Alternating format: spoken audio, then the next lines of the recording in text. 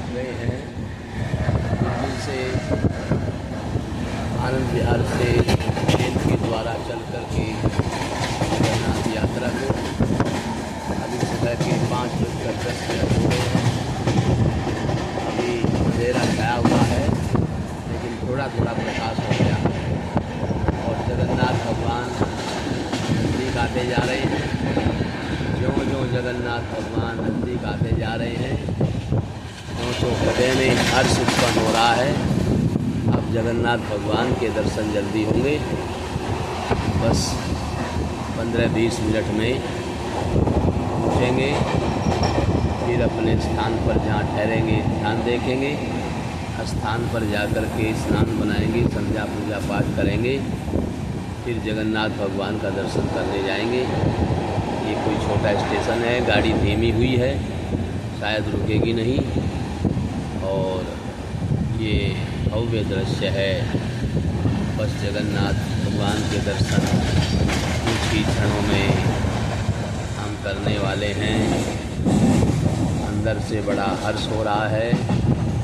अब अंधेरा भी बिल्कुल कम हो गया है, प्रकाश दिखाई देने लगा है और चारों ओर जो हरियाली है, यहाँ की खजूर के पेड़ हैं और जगह जगह जल भराव है, क्यारियों में जल भरा हुआ है, बारिश अच्छी हो रही है और किसान लोग भी बड़े खुश हैं।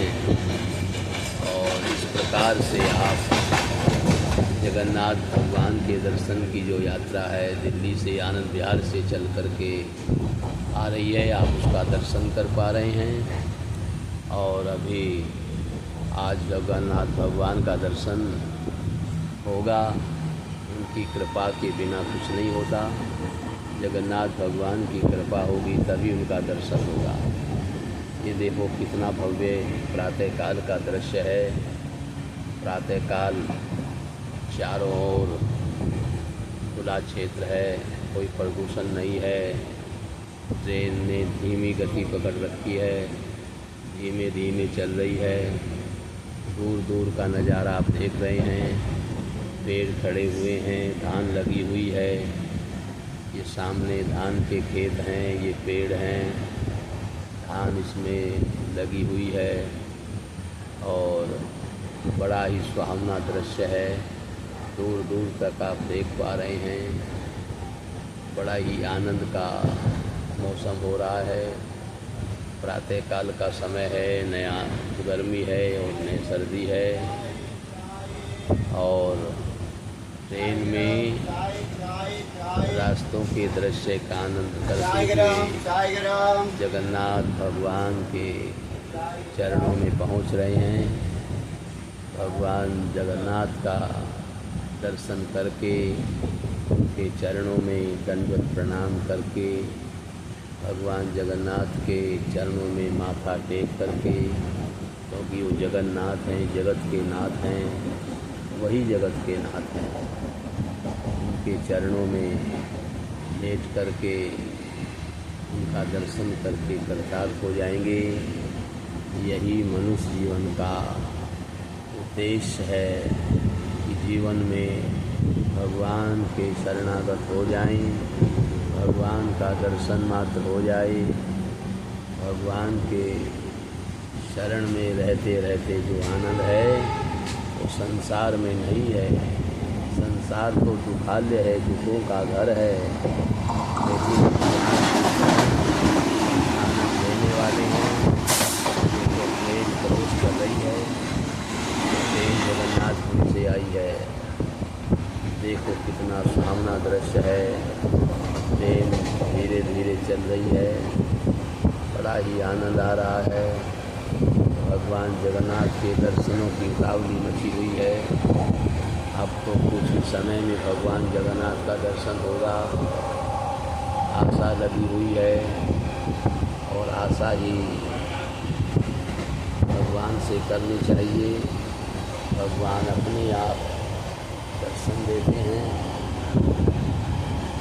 केवल भगवान के दर्शन की इच्छा होनी चाहिए।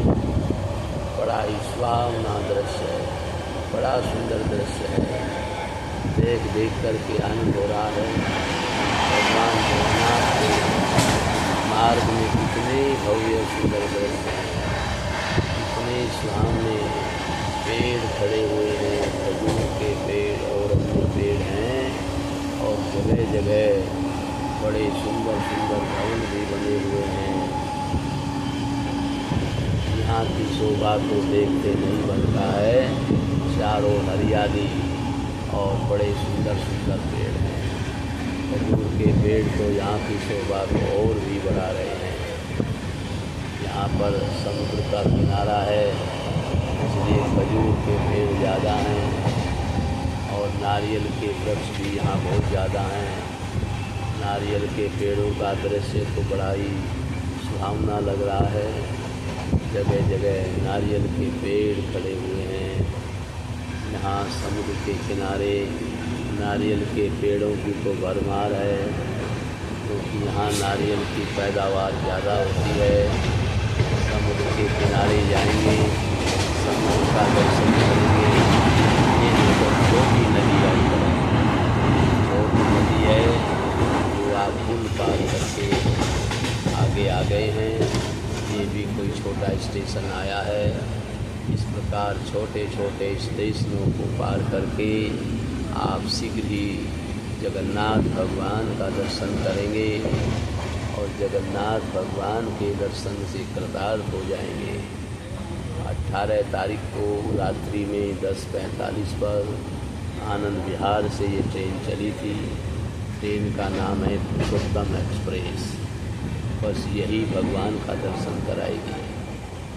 भगवान जगन्नाथ का दर्शन बड़ा ही दुर्लभ है। कलयुग में जगन्नाथ भगवान के दर्शन से कल्याण होता है, इसलिए जगन्नाथ भगवान के दर्शन करते रहना चाहिए। नारियल के पेड़ों की भरमार है। देखो नारियल के पेड़ कितने सुहावने लग रहे हैं, और भी वृक्ष बड़ी सुहावने लग रहे हैं। दृश्य बड़ा ही सुहावना है, बड़ा ही आनंद का प्रातःकाल का दृश्य है। रात्रि में तो ठीक से वृक्ष दिखाई नहीं दे रहे थे, लेकिन अब तो बड़े ही सुंदर और भव्य दिखाई दे रहे हैं। आनंद छाया हुआ है। जय जगन्नाथ।